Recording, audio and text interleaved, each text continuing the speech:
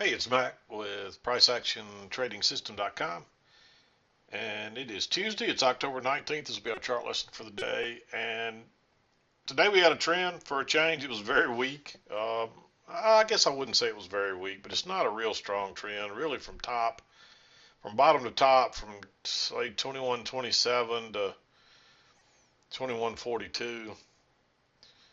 But we did trend up and we did close up, so it's an uptrend. It's just there's not much volume right now. This market's about as slow as I've seen it in a while.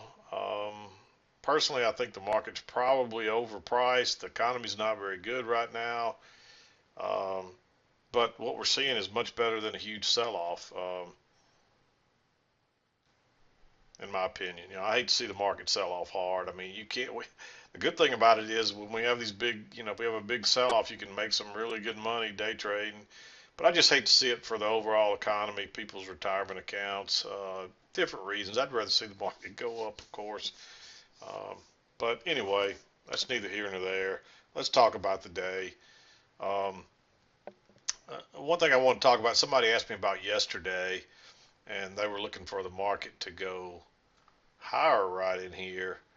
But that's a pretty good correction right there. And this is not a real strong reversal, although we could have, early on, what I was looking for right in here around 9 o'clock, my guess was, hey, we're inside the overnight highs. You can see that. We never got outside the overnight highs.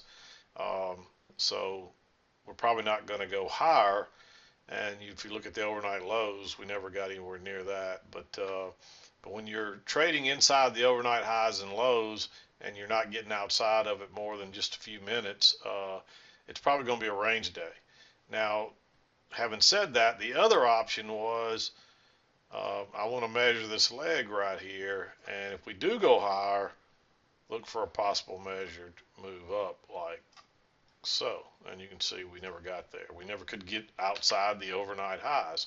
So that's a range day. So that's why I was, especially when we made this high right in here and couldn't go higher, that late in the day, we should have already moved on outside of the highs or the lows. So when you come to the day, look how quickly we got outside the overnight highs right here, really by just slightly after 9 o'clock. So within 30 minutes, we're trading higher. And so that's likely going to be a trend day. And that's what we ended up with. So just keep that in mind. That will help you to kind of know the type of day we're going to have. And also notice that we were below, above, and then below, above, and then we didn't really get too much below it here. But that tells you that it's a kind of a neutral uptrend, and you usually can trade that both ways. So you will see a couple of trades in here in the opposite direction um, for that reason. But most of your trades, as you see, are on the low side. And there's just not a lot of trades, so it's just the way it is when there's not a lot of volume. So anyway, first trade I saw was right out of the gate when I got here this morning. Notice that you got a new low. Uh, Pretty small gap between the overnight high and the overnight low, so not a lot of price movement in there. And we're going back up, so I'm thinking automatically, hey, this might be a range day right away. But notice that you got a new low, and you get a first attempt to go lower, then you push through the EMA, you get a second attempt. We didn't actually tick lower there, but I still going to treat that. That's two measured legs up that fail real quick and bounce off the trend line in the EMA. So I'm going to take that trade, especially with overnight high being here, because we're probably going to test that. And that turns out to be a pretty good trade. And then, of course, we just barely get above that. Then we start going sideways. You get a little failed break higher. Notice you get a close outside this little trend and a new high and then a big reversal bar. This one actually ticked higher and immediately turned down.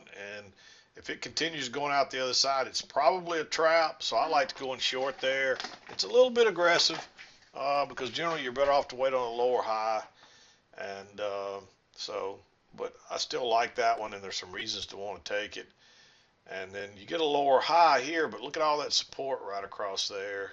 We keep bouncing there, and that's fairly. It's mostly bearish bar. It's not a perfect signal bar either. So that's another reason to be a little bit concerned about it. We do get a failed second entry long there, but look how we're just kind of going sideways, and you got this bar that's, it's a little bit of a breakout pullback. If prices would have broke lower right there, I might have taken that one, but when you get another one inside that and it's bullish, um, even though it's bouncing, plus there's not a lot of room in that little channel right there, so you're gonna have to watch it kind of bounce back and forth. So I was a little nervous of that one, even though that's a trap. I mean, you could probably, again, if it would have went straight on lower there, I probably would have taken it, especially if this was a little steeper.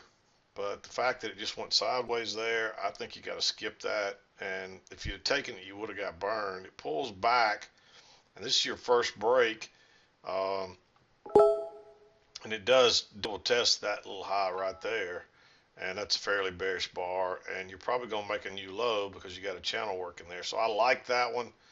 Um, that one runs on down pretty quick. There's another second entry short right here, but look how we're going sideways. And this is basically a doji. That one's a little bullish, that one's a little bearish, but they're swinging both ways. So that scares me away from that trade, especially now that we've already had a break in the new low, and you can see you would have got trapped there. That one, I don't think there's enough room there. I think it would have been a 4-tick failure, but you can draw your trend line off those two swings. Originally I had it a little bit lower, but when we bounced earlier here, I eventually moved it up. And it does fit better there with our midline as well. So that gives you a little idea about where it goes as well. So it's really off that last close down right there. And but yeah, and that's a failed second entry short. And so I like that one to the long side because we've had our break, our close outside here, and a couple of legs down to a new low, and then we had the little trap there. So I like going long there. It's a little bit aggressive. Um, it's not that far away from the EMA. You don't know that this trend line is here for sure. You got an idea, but you don't know for sure. Um, because it's just not very clear yet. So you have to be really good, and even then you don't know that that's there. So you can't really go on the trend line. So you're just taking it as a failed break lower and a trap and that kind of thing. And so that makes it a little risky. But look what happens. It pushes right through the EMA, pulls back and tests it. And it does kind of confirm that trend line off those first few bars there. Gives you a little bullish reversal bar. I like going long there. And that's another good one. You get a runner there. So you would have had a runner here and a runner here. And this one actually you could have ridden all the way to the highs of the day, but I'm probably going to exit when it turns down. And again, it turns down here. We're working lower. You get a little close outside, new low. But the main thing is this is there's two legs down there. There's a hidden second entry long right here. It's not the perfect signal bar, but it's not a bad one. And you're looking for to test that high, and you're hoping that there's probably a channel here and you're going to the other side. And this one again takes off really well, and you get another runner here. And again, I would have measured this first leg and brought it over. And a lot of times you want to measure like that big stem, maybe leave it off and measure it. And if you use that, I think you get a perfect measured move basically. Let's see how close it is actually. I actually went a little further than that. So that's another way I look at it sometimes. But generally, you're just going to draw the whole thing, and you're going to get pretty close. That's the reason I don't always try to get every tick out of a measured move. Once I start to get close, I'm going to exit to make sure I get my exit out of it. But notice this shorter term trend, that's an obvious trend line. We're crawling up that line the whole way, and we're turning down off of it the whole way. And then you get to close. You get a big move up into it, and then you get a second entry long here. Again, I'm guessing people are going to be real eager to get long here, but we're not back to the EMA. We are bouncing off this midline, but a midline is never, you want a really good setup before you're going to go off a midline, especially when you've already had a close outside a new high. and that's also the high of the day, and you just don't have room to get out. So I would sit this one out, and when it ticks up and turns and goes right out the other side, I'd go short right there. Um, I really thought we'd get more down movement off of that one, but we did come back down and confirm the trend line.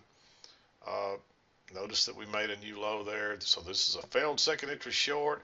It's a bounce off the trend line. It's a fairly bullish reversal bar. It's very similar to this setup right here. This is basically a repeat pattern. So you expect the same outcome, and it takes off again. This time it wasn't as strong as this one, but it still takes off. Gives you a pretty good trade. You get a failed second entry short here. Notice the new low. First entry short, second entry short. So I like going long right there. I didn't like this. Um, this is right into those highs, but when you get the little push just a tad higher, that's a breakout pullback long as well. It's right off the trend line. Several different reasons to like that one. And actually, you could have gone short right here. I didn't mark this one. It's really late in the day, but I meant to mark it. And it's borderline. You could almost call it green. But notice it's a repeat pattern here again. It's similar to this one. You make a little double top, you try to go higher one more time, and it turns down. But notice you get a close outside there, and you get a new high, and you test it twice. Uh, that's not a good sign. So we're probably coming back to at least to the EMA and the trend line again, but this thing pushes on through. That gets you into the 2 o'clock hour. So not much else going on there, but I like that setup right there, and I forgot to mark it. Again, it's close to being green, but I'll still leave it a red because you can see we couldn't get back to the upper trend line in there. We couldn't even get back to the midline here before we had a break and a double top in place. And you really could call that a triple top. We tested it. This is like a double test of this high. That's a fairly bearish bar. If we were a little bit more away from the EMA, I'd be even more eager to take that one, but we never really got that far away from the EMA today, and you know, really that's about as far away as we got from it right there, maybe right there, and those are, I'd call those fairly good moves away from the EMA, but the rest of the day, we pretty much didn't get very far away from it. We're just kind of crawling up it almost here. It's almost, you could almost say the EMA is bouncing it there. We're not quite getting back to the EMA, so, but I like that one. And that was it for today. I mean, still there's 1, 2, 3, 4, 5, 6, 7, 8 fairly easy to see trades that worked relatively well. So all you need is 2 or 3 of them. I mean, you really could make a good living just trading one of them. And you heard me, I think I talked about that yesterday. You don't have to take every trade. And that's what people think. They come in here and they want to take every trade and they start gambling basically. And when you gamble, you lose. We're not gamblers. The idea is to find trades that put the odds in your side so that you have an advantage.